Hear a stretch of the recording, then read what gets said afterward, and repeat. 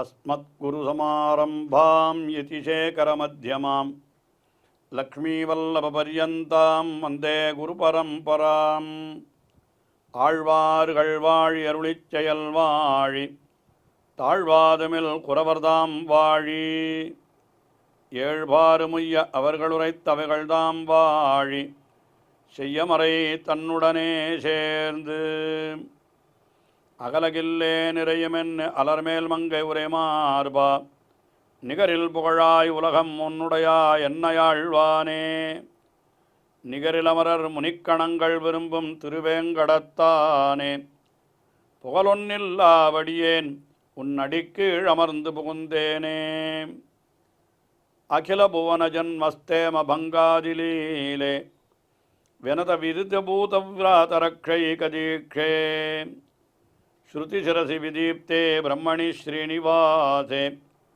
பவது மம பரஸ்மின் ஷேமுழி பக்திரூபா श्रीमान वेंकटनाथार्य कवितार्किककेसरी वेदांताचार्यवर्यो मे सन्निधत्तां सदा हृदि காஞ்சிபுரத்திலே அமைந்துள்ள திவ்யதேசங்களில் ஒன்றான திருத்தங்கா என்கிற திவ்யதேசம் பல சிறப்புகளை உடையது. இந்த திவ்யதேசத்திலே தான் வேதாந்த தேசிகன் அவதரித்தார். இந்த திவ்யதேசத்திலே எழுந்தருளிருக்கின்ற எம்பெருமானுக்கு தீபப்பிரகாசன் என்றும் விளக்கொளி என்றும் திருநாமங்கள் உண்டு. அந்த தீபப்பிரகாசனை துதித்து வேதாந்த தேசிகன் அருளி செய்த ஸ்தோத்திரம்தான் சரணாகதி தீபிகா என்கிற ஸ்தோத்திரம். இந்த சரணாகதி நெறி என்று வருகிற பொழுது அதனுடைய நுட்பங்களையும் தெரிவிக்கிறார் இந்த ஸ்தோத்திரத்திலே என்று முன்னமே தெரிவித்திருக்கிறேன். எம்பெருமானை சரணமடைபவன் என்பவன் என்ன செய்ய வேண்டும் என்னால், நான் எல்லா விதமான பாபங்களுக்கும் இலக்கானவன் என்று தன்னுடைய அந்த குறைகளையும் முதலிலே விண்ணப்பிக்க வேண்டும் என்று சாஸ்திரம் சொல்லுகிறது. அடிக்கடி நான் சொல்லி வருகிறோமே, தொமேவ உபாய பூதோ மே பவ இது பிரார்த்தனா மதிஹி சரணாகதிஹி என்று சரணாகதிக்கு எது அந்த பிரமாணம், அந்த வாக்கியம் எந்த வாக்கியம் பிரமாணம் என்னால் இதைத்தான் சொல்லுவார்கள். அகிர்புத்தினிய சம்ஹிதையிலே இருக்கக்கூடியதான இந்த வாக்கியம். அதை சொல்லுவதற்கு முன்னாலே, இந்த வார்த்தையை சொல்லுவது நான் உன்னையே உபாயமாக கொள்ளுகிறேன் என்று சொல்லுவதற்கு முன்னாலே இன்னும் சொல்ல வேண்டிய சில வார்த்தைகள் உண்டே என்னால் அதை தெரிவிக்கிறது அங்கே. அகமஸ்மி அபராதானாம் ஆலயா அகிஞ்சனா அகதிஹி தொமேவ உபாய பூதோ மே பவா என்று இப்படி நான் சொல்ல வேண்டும். அதாவது நான் அபராதங்களுக்கெல்லாம் ஒரே கொள்கலமாய் நான் இருக்கிறேன் என்று நம்முடைய தோஷங்களையும் எம்பெருமான் முன்னாலே, நம்முடைய குற்றங்களையும் எம்பெருமான் முன்னாலே விண்ணப்பித்து கொள்ள வேண்டும். அதனால்தான் ஆழ்வார்கள் எல்லாம் கூட தங்களுடைய பாசுரங்களிலே அருளி செய்கிற பொழுது நம்மாழ்வார் நோற்ற நோன்பிலேன் நுண்ணறிவிலேன் என்று அவர் அருளி செய்தார். தொண்டரடிப்புடி ஆழ்வார் அவர் சொல்லுகிறார், குளித்த முன் ரணலியோம்பும் குறிகொளந்தனமே தன்னை ஒளித்திட்டேன், மனத்திலோர் தூய்மையில்லை வாயிலோர் இன்சொல்லில்லை என்று இப்படி தம்முடைய குற்றங்களை சொல்லிக் கொள்ளுகிறார். ஆண்டாளும் கூட திருப்பாவையில் கறவைகள் பின் சென்று காணம் சேர்ந்துண்போம் அறிவொன்றுமில்லாத வாய்க்குலம் என்று இப்படியெல்லாம் தங்களை பற்றி சொல்லிக் கொண்டார்கள். ஆக எம்பெருமானை சரணம் அடைகிற பொழுது அவரவர்கள் தங்களுடைய குற்றங்களையும் சேர்த்து விண்ணப்பித்து கொண்டு இப்படிப்பட்ட நீச்சனான நான் உன்னாலே ரட்சிக்கப்பட வேண்டும் என்று எம்பெருமானை குறித்து சொல்ல வேண்டிய அந்த வார்த்தைகள் அது. அதனால் சரணாகதியினுடைய நுட்பங்களை இந்த சரணாகதி தீபிகா என்கிற ஸ்தோத்திரத்திலே விளக்குகின்றபடியினாலே பொழுது 44வது ஸ்லோகத்திலே தமக்கு குறைகளாக சிலவற்றை வேதாந்த தேசிகன் சொல்லிக் கொள்ளுகிறார். நான் இப்படிப்பட்ட பாபங்களை செய்கிறேன் என்று. உண்மையிலே இந்த பாபங்கள் எல்லாம் அவருக்கு உண்டா என்ன? நிச்சயமாக கிடையாது. ஆனால் ஏன் அவர் அப்படி சொல்லுகிறார் என்று கேட்டால் அது ரெண்டு விதமாக சொல்லலாம். இப்பொழுது இல்லை என்றாலும் எத்தனையோ பிறவிகளிலே அப்படியெல்லாம் பண்ணியிருந்தால் தானே இப்பொழுது பிறவி வந்திருக்கும். அதனால் ஏதோ பிறவிகளிலே நேர்ந்ததை இப்பொழுது சொல்லுகிறார் என்று அப்படியும் சொல்லலாம். அல்லது அதை விட உயர்ந்த அர்த்தம் எதுன்னு கேட்டால் அது அவர் தமக்காக சொல்லி கொண்டதல்ல. இந்த ஸ்தோத்திரத்தையெல்லாம் நாம் அனுசந்திக்க வேண்டும். அப்போ நமக்கு இதெல்லாம் உண்டோ இல்லையோ, இந்த மாதிரியான குறைகளெல்லாம் நமக்கு உண்டோ இல்லையோ, அப்போ நாம் விண்ணப்பிப்பதற்கு இது பொருத்தமாக இருக்கும் என்று இப்படி அதை அருளி செய்கிறார். அவருக்கு எந்த குறையும் கிடையாது என்றாலும் கூட நமக்கு அத்தனை குறைகளும் உண்டு. அதனால் நாம் இந்த ஸ்லோகத்தை சொல்லுவது மிகவும் பொருத்தமாக இருக்கும் என்பதற்காக அவர் முன்னமே அப்படி இயற்றி வைத்திருக்கிறார் என்று இப்படியும் பொருள் சொல்லலாம். என்ன சொல்லுகிறார் என்னால், சாஸ்திரங்களிலே செய்ய வேண்டும் என்று விதிக்கப்பட்ட எதையும் நான் செய்யவில்லை, கூடாது என்று சொன்ன எதையும் நான் விடவில்லை, அப்படிப்பட்ட நான் பாப்பி என்று சொல்லுகிறார்.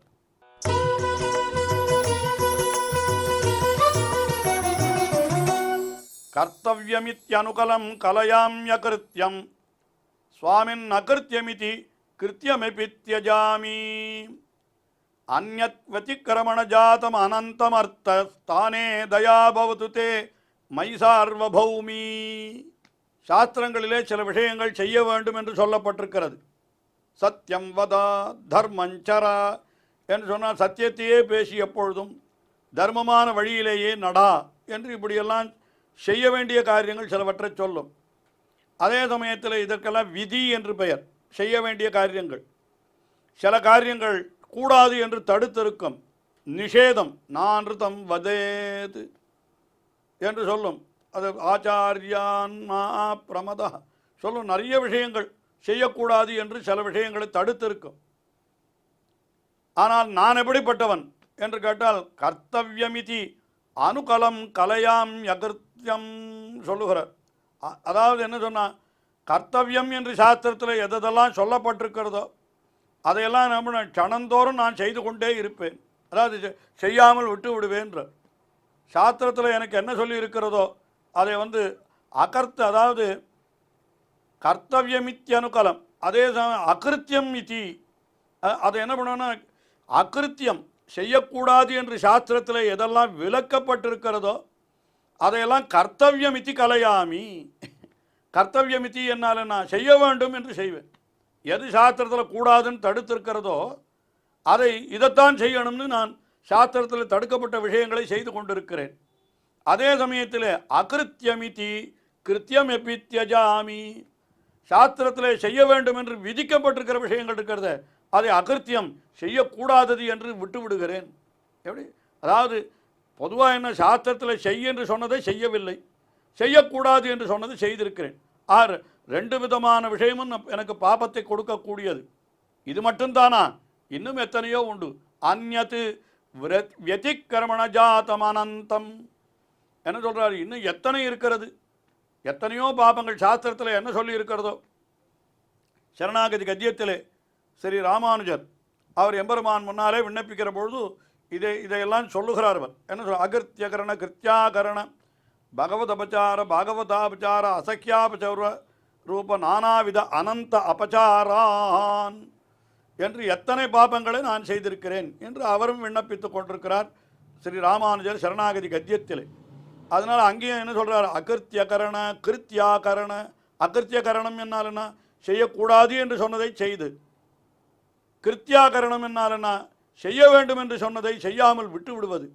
இப்படியெல்லாம் நான் இருந்திருக்கிறேன். அதுக்கு மேலே இன்னும் இங்கே அனந்த வியதிகரணம் என்று சொல்கிறார். வியதிக்கிரமண ஜாத்தம் என்று சொன்னார். அந்நத்து வியதிக்கிரமண ஜாத்தம் அனந்தம், இன்னும் பல பல பாபங்கள் என்று சொன்னார். அதைத்தான் ராமானுஜர் முன்னமே காட்டுகின்ற பொழுது எப்படி காட்டியிருக்கிறார் என்றால், பகவதபச்சார பாகவதாபச்சார அசக்கியாபச்சார ரூப நானாவித அனந்த அபச்சாரான், பகவானிடத்திலே அபச்சாரப்படுதல், பகவானுடைய அடியவர்களிடத்திலே அபச்சாரப்படுதல் என்று நானாவித அனந்த அபச்சாரான் என்று எத்தனையோ பாபங்கள் எல்லாவற்றையும் நான் செய்திருக்கிறேன் சொல்கிறார். அதைத்தான் இங்கே சொல்கிறார். அந்யத் வியதிக்கிரமண ஜாதமனந்தமர்த்த. அப்படி இருக்கிற பொழுது என்ன பண்ணணும்? நீ அர்த்தஸ்தானே தயா பவது தேமயி சார்வபௌமி. இவ்வளவு பாபங்கள் செய்திருக்கிற என்னை யாருமே ரட்சிக்க முடியாது. பாபங்களுக்கெல்லாம் பலனை அனுபவித்து விட்டுத்தான் நான் உன் திருவடிகளை அடைய வேண்டும் என்றால் உன் திருவடிகளை நான் அடையவே முடியாது என்று தான் பொருள். அப்போ என்ன பண்ண வேணும்? அத்தனை பாபங்களையும் உன்னுடைய அந்த தயை என்கிற குணம் இருக்கிறதே, அந்த தயை என்கிற குணத்தாலே அத்தனை பாபங்களையும் நீ மன்னித்து விட வேண்டும். பொறுத்தேன் என்று ஒரு வார்த்தை நீ சொன்னால் போதும், அவ்வளவுதான். அந்த உன்னுடைய தயை என்கிற குணம் எப்படிப்பட்டது என்னால் சார்வபௌமி தே தயா, உன்னுடைய குணங்கள் அனைத்துக்குள்ளேயும் சார்வபௌமி என்னால் என்ன, அதுதான் சக்கரவர்த்தினியாக இருக்கிறது. அப்படிப்பட்ட அந்த தயையானது என்ன பண்ண வேண்டும்? அர்த்தஸ்தானே பவது, அது உபாயமாய் நின்று என்னை ரட்சிக்க வேண்டும். ஆக எம்பெருமானுடைய தயை என்பதுதான் உபாயமே தவிர நாம் செய்யக்கூடிய செயல்கள் எதுவும் உபாயம் அல்ல. அதனால் அதைத்தான் இந்த ஸ்லோகத்திலே மிக அற்புதமாக காட்டுகிறார் வேதாந்த தேசிகன். என்ன சொல்லுகிறார்? இவ்வளவு பாபங்களை பண்ணி இருக்கிற நான் உன்னை அடைய வேணுமானால் அதற்கு ஒரே ஒரு வழிதான் உண்டு. என்ன வழி என்னால் அர்த்தஸ்தானே தே தயா பவது, அந்த பலன் கொடுக்கிற உபாயமாக உன்னுடைய தயை என்கிறது இருந்து விட்டால் நான் எவ்வளவு பாபம் பண்ணி இருந்தால் என்ன, நிச்சயமாக உன்னுடைய திருவடிகளை அடைந்து விட மாட்டேனா? ஆகையினாலே என்ன பண்ண வேண்டும்? உன்னுடைய தயையை என்னிடத்திலே நீ காட்ட வேண்டும். அவ்வளோதான். அதுதான். வேறு எனக்கு அடியேனுக்கு நல்ல பயன் தரும் உபாயத்தினுடைய ஸ்தானத்திலே உன்னுடைய தயையானது நிற்க வேண்டும். அப்பொழுதுதான் நான் உய்வு பெற முடியும் என்று இந்த ஸ்லோகத்திலே தெரிவிக்கிறார்.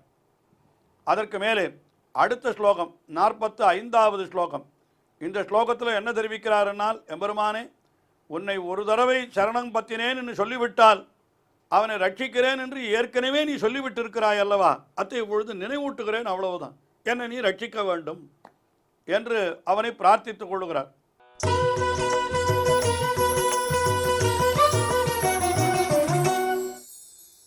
எம் பூர்வமாஸ்ரித ஜனேஷு பவான் யதாவத் தர்மம் பரம் பிரணிஜகோ ஸ்வயமான்ஷம்ஸ்யம் சம்ஸ்மாரிதா த்வமசி தஸ்ய சரண்யபாவாத் நாத த்வதாஹத்த சமயா நனு மாத்ருஷார்த்தம். எம் பூர்வம் ஆசிரித ஜனேஷு, நீ என்ன பண்ணியிருக்கிறாய்? பூர்வம் ஆசிரித ஜனேஷு, உன்னுடைய திருவடிகளிலே வந்து பற்றின அந்த அடியவர்களுக்கு நீ என்ன சொல்லி இருக்கிறாய் என்று ஆராய்ந்து பார்த்தால், தர்மம் பரம் பிரணிஜகோ ஸ்வயம் ஆன்ஷம்ஸ்யம், என்ன சொல்லி இருக்கிறாய் நீ? நான் நிச்சயமாக அவர்களை காப்பாற்றுவேன். ராமாவதாரத்தில் என்ன சொன்னான்? சக்ருதேவ பிரபன்னாய தவ அஸ்மீதி சயாச்சதே அபயம் சர்வபூதேபியோ ததாமி ஏதது விரதம் மம. ஒரே ஒரு முறை என்னிடத்தில் வந்து நான் உன்னுடைய அடியவன், நீயே என்னை ரட்சித்தருள வேணும் என்று நீ பிரார்த்தித்து கொண்டு விட்டால் எல்லா துன்பங்களிலிருந்தும் அவனை விடுவித்து நான் அவனை ரட்சிக்கிறேன், சர்வபூதேபியோ அவனை ரட்சிக்கிறேன் என்று சொல்லி இது என்னுடைய விரதம் என்று நீ அங்கே சொல்லி இருக்கிறாய். கிருஷ்ணாவதாரத்திலேயும் என்ன சொல்லி இருக்கிறாய்? சர்வதர்மான் பரித்தியஜ்ய மாமேகம் சரணம் பிரஜ அகம் துவா சர்வபாபேபியோ மோக்ஷயிஷ்யாமி, எல்லா பாபங்களிலிருந்தும் உன்னை விடுவிக்கிறேன் என்று நீ கிருஷ்ணாவதாரத்திலேயும் சொல்லி இருக்கிறாய். இப்படி பூர்வம் ஆசிரித ஜனேஷு பவான் யதாவத்து தர்மம், இப்படிப்பட்ட தர்மத்தை நீ கை கொண்டிருப்பதாக ஏற்கனவே நீ சொல்லி வச்சிருக்கிறாய் உன்னுடைய கருணையினாலே. இப்போ நான் என்ன பண்ணுகிறேன்னு கேட்டால், சம்ஸ்மாரிதா த்வமசி தஸ்ய சரண்யபாவாத், உன்னுடைய அந்த சரண்யபாவம், அதாவது ரட்சகனாக இருக்கிற தன்மையை இப்பொழுது நான் உனக்கு மறுபடியும் நினைவூட்டுகிறேன், அவ்வளவுதான். வேற ஒன்றும் சொல்லலை. ஏற்கனவே நீ இப்படி அடியார்கள் பக்கம் கருணை காரணமாக அடியர்களிடத்தில் கருணை காட்டுவது தான் உனக்கு தர்மம் என்கிற விஷயத்தை நீ ஏற்கனவே சொல்லி வைத்திருக்கிறாய். நீ மட்டுமா சொன்னாய்? உன்னுடைய பிராட்டியும் சொல்லி வைத்தாள். விதிதஸ்தகி தர்மஜ்ஞா சரணாகதவத்சலஹா, அவர் தர்மத்தை அறிந்தவர் என்று சொன்னாள் சீதா பிராட்டி ராமபிரானை பற்றி. என்ன தர்மம் என்று கேட்டால் சரணாகதவத்சலஹா, தன்னிடத்திலே சரணாகதி பண்ணினவனிடத்திலே வாத்சல்யம் என்கிற குணத்தை காட்டுதல், அதுதான் அவருடைய தர்மம் என்று சொன்னான். ஆக இப்படியெல்லாம் கொண்டு பார்க்கிற பொழுது அடியவர்கள் பால் கருணை கொள்வது என்கிறது உனக்கு சிறந்த தர்மம் என்கிறதை நீயே உன் திருவாயினாலேயே உன்னுடைய அவதாரங்களிலே தெரிவித்திருக்கிறாய். ராமபிரானாக வெளியிட்டாய், கண்ணபிரானாக வெளியிட்டாய். இப்பொழுது நான் என்ன பண்ணுகிறேன்? ஏற்கனவே இப்படியெல்லாம் நீ சொல்லியிருக்கிறாய் என்பதை நீ மறந்து விடாமல் இரு என்று உனக்கு நான் நினைவூட்டுகிறேன், அவ்வளவு. என்ன பண்ண வேணும்னா, இப்பொழுது நான் உன்னிடத்தில் வந்திருக்கிறேன், என்னை நீ ரட்சித்தருள வேணும், அவ்வளவுதான். அடியாருக்காக நீ கூறுகின்ற உறுதி மொழிகள் அது அத்தனையும் எப்படிப்பட்டதுன்னு கேட்டால், அடியேன் நானும் இப்பொழுது உன்னுடைய அடியவனாக பாவித்து கொண்டு தானே வந்திருக்கிறேன். ஆயினாலே நீ என்ன பண்ண வேண்டும்? அப்படி நான் என்னை வந்து சரணமடைந்தவர்களை கைவிட மாட்டேன், இது என்னுடைய உறுதி என்று சொன்னாயே, அந்த உறுதியை என் விஷயத்திலேயும் நீ காட்ட வேண்டும் என்று அதைத்தான் இந்த இடத்துல என்ன நாதத்வதாத்த சமயா நனு மாத்ருஷா அர்த்தம், என் போன்றவர்களுக்கும் அந்த விரதத்தை இப்பொழுது நீ செலுத்த வேண்டிய கட்டாயம் காலம் வந்துவிட்டது, நீ என்னை ரட்சித்தருள வேணும் என்று இந்த ஸ்லோகத்திலே அந்த தீப பிரகாசனான எம்பெருமானை பிரார்த்தித்துக் கொள்ளுகிறார் வேதாந்த தேசிகன். தொடர்ந்து அனுபவிப்போம். ஸ்ரீயக்காந்தாய கல்யாண நிதயே நிதயேர்த்தினாம் ஸ்ரீவேங்கடநிவாசாய ஸ்ரீனிவாசாய மங்களம். ஸ்ரீமத் சுந்தரஜாமா திருமுனிமானசவாசினே சர்வலோகநிவாசாய ஸ்ரீனிவாசாய மங்களம்.